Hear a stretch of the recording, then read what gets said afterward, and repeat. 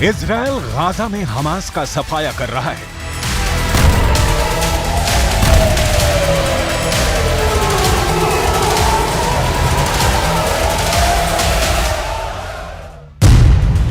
Lebanon front पर Israel Hezbollah को सबक सिखा रहा है।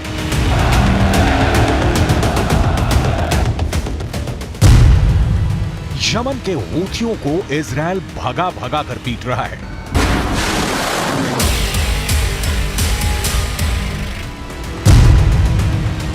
इराक में इजराइल मिलिशिया फाइटर्स को मिसाइल धमाके से उड़ा रहा है।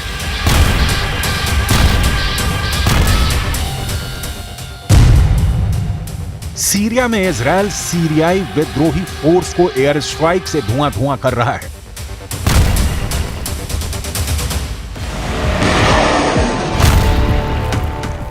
इजराइल का बारूदी हमला हर गुजरते दिन के साथ तेज हो रहा है।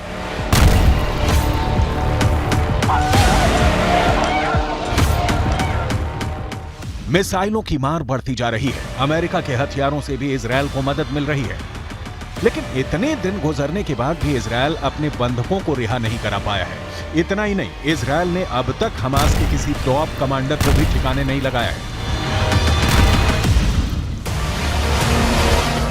कई फ्रंट पर युद्ध में उलझे इजराइल के लिए अब सबसे बड़े दुश्मन ने नई आफत को बुलाया है। हमास अपने सुसाइड दस्ते को जंग में उतार रहा है। इजराइल के खिलाफ हमास ऐसे जल्लादों का जत्था जंग में उतारने जा रहा है जिनके क्रूर कारनामे कलेजा कमाने वाले हैं। इजराइल की फोर्स भले ही कितने आधुनिक हथियारों से लैस हो, लेकिन दुनिया के सबसे बेरहम आतंकियों की टोली से निपटना उसके लिए आसान नहीं होगा,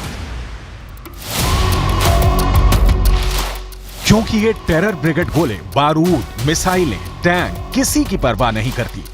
यही नहीं, युद्ध के कोई नियम कायदे भी नहीं मानते ये फिदाइन फाइटर। इन हैवानों को ना अपनी जान की परवाह है, ना इंसानियत से उनका कोई वास्ता है। सबसे पहले ये जान लीजिए कि युद्ध के बीच ये दहशतगर्द किन हथकंडों को आजमाकर विरोधी खेमे में खौफ पैदा करते हैं।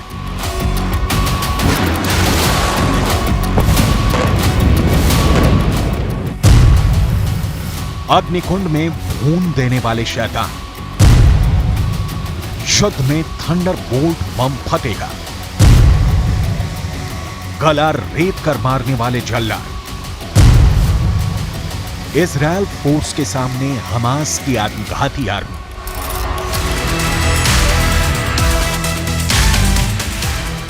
मतलब फिदाइन फोर्स, वही जो खुद को बारूद से बांधकर फट जाते हैं, वही जो शांति काल में नरसंहार मचाते हैं,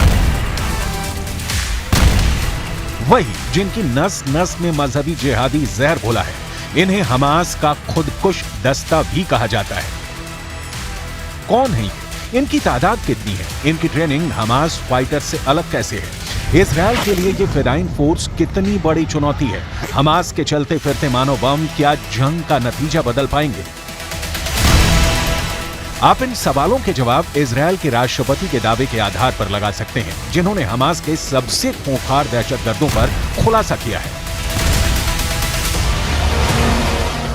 पश्चिमी मीडिया में इजराइल के राष्ट्रपति इसहाक हर्जोग का एक किताब लहराने का वीडियो वायरल है।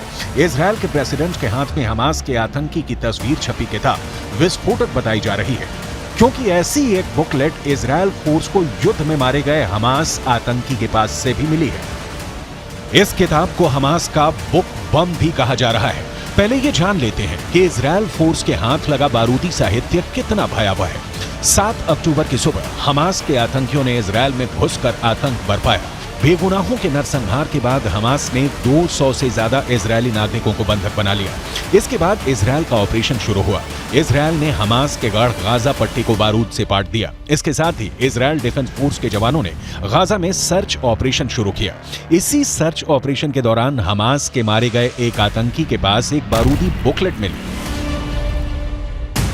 इस बुकलेट के ब्यौरे ने इजराइल फोर्स के साथ नेतन्याहू की भी टेंशन बढ़ा दी है, क्योंकि हमास के आतंकी से मिले बुकलेट में इजराइल से युद्ध के सारे पैंतरे लिखे थे।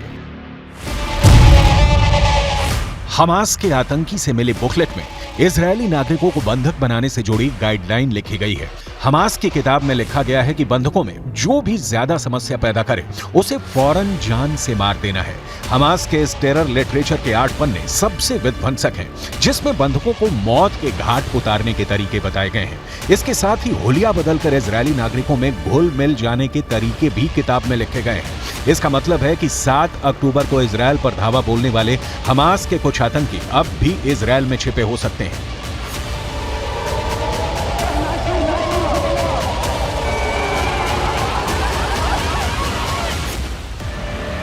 यही नहीं, अगर मुट्ठी भर आत्मघाती भी इजरायल में छिपे होंगे तो किसी भी मौके पर इजरायल में एक बार फिर बारूदी जलजला आ सकता है, क्योंकि हमास के बारूदी बुकलेट में इससे आगे क्या करना है उसे भी विस्तार से समझाया गया है।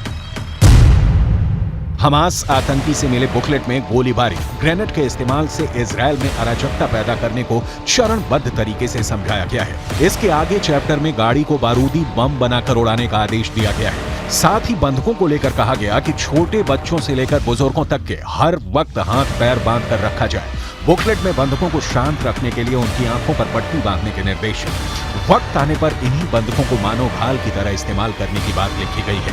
बंधकों से बात मनवाने के लिए बिजली के झटके का इस्तेमाल करने के आदेश हैं।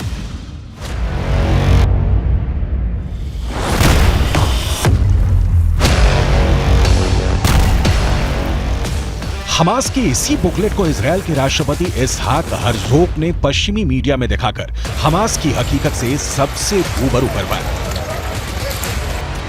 इजरायल के राष्ट्रपति ने इंटरव्यू के दौरान हमास की हैंडबुक की हॉरर स्टोरी भी सुनाई। इसहाक हर्जोग ने बताया कि हमारा सामना एक अत्यंत क्रूर और अमानवीय शत्रु से है, जिसे हमें बिना किसी दया के उखाड़ फेंकना है। ये लड़ाई इजरायल बनाम फिलिस्तीन या यहूदी धर्म बनाम इस्लाम नहीं है। ये लड़ाई इंसानों और मानवता के बारे में है। क्या हम अच्छे के साथ हैं या बुराई के साथ? हमास के खिलाफ युद्ध अपराध के सबूत के तौर पे इजरायल ने द वॉरियर्स गाइड हैंडबुक को पूरी दुनिया के सामने रखा है, जिसमें हमास के आतंकी आईसिस की तर्ज पर बेगुनाहों का कत्ल कर इस युद्ध में जीतने का मंसूबा पाल रहे हैं। इजरायल को यह भी यकीन है कि हमास के आत्मघातियों के लिए ये कोर्स और सिलेबस अब्दुल्ला बरगूती के लीडरशिप में तैयार किया गया है।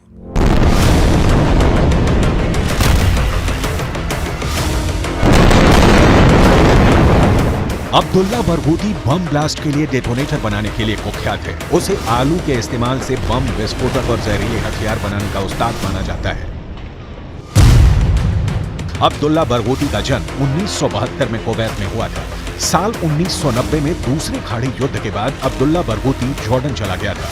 इसके बाद दक्षिण कोरिया में अब्दुल्ला बरगूती ने इलेक्ट्रॉनिक इंजीनियरिंग की पढ़ाई की। इंजीनियर बनने के बाद अब्दुल्ला ने जॉर्डन की नागरिकता ले ली। जॉर्डन में ही अब्दुल्ला ने टेरर ट्रेनिंग लेनी शुरू की। अब्दुल्ला बरगूती के बम बनाने की काबिलियत ने उसे हमास का चहेता बना दिया, जिसके बाद बरगूती को ईज अल दीन अल कासम ब्रिगेड के रैंक में शामिल कर दिया गया। अब्दुल्ला बरगूती ने हमास में सुसाइड बॉम्बर का दस्ता बनाने में सबसे अहम भूमिका निभाई। हमास का टॉप कमांडर बनने के बाद बरगूती ने एक बारूदी कारखाना तक खोल लिया था। बरगूती को साल 2003 में इजरायल ने गिरफ्तार कर लिया था। इजरायली नागरिकों की हत्या के जुर्म में बरगूती को 5200 साल के जेल की सजा सुनाई गई है।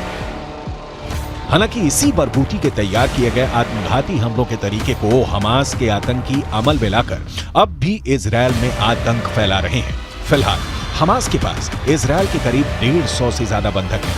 इन बंधकों को टेरर हैंडबुक की गाइडलाइन के हिसाब से हमास में रखा गया है। इजरायल के नागरिकों ने इस बुकलेट के रूल ब्रेक किए तो उन्हें जान से हाथ धोना पड़ेगा। सीक्रेट लोकेशन में हमास के टेरर चैम्बर में बंद इजरायली नागरिकों की रिहाई इसलिए भी बेहद मुश्किल नजर आ रही है कि उनकी करेक्ट लोकेशन अब तक नहीं मिली है। यानी इजरायल डबल ट्रैप में उलझा है। एक तरफ इजरायल में हमास के सुसाइड बॉम्बर्स के छिपे होने का खतरा है, दूसरी तरफ बंधक बने इजरायली नागरिकों के सिर पर फिदायीन हमलावर सवार है। ऐसे में इजरायल युद्ध को कब तक अपने पाले में ले आ पाएगा कहना मुश्किल है।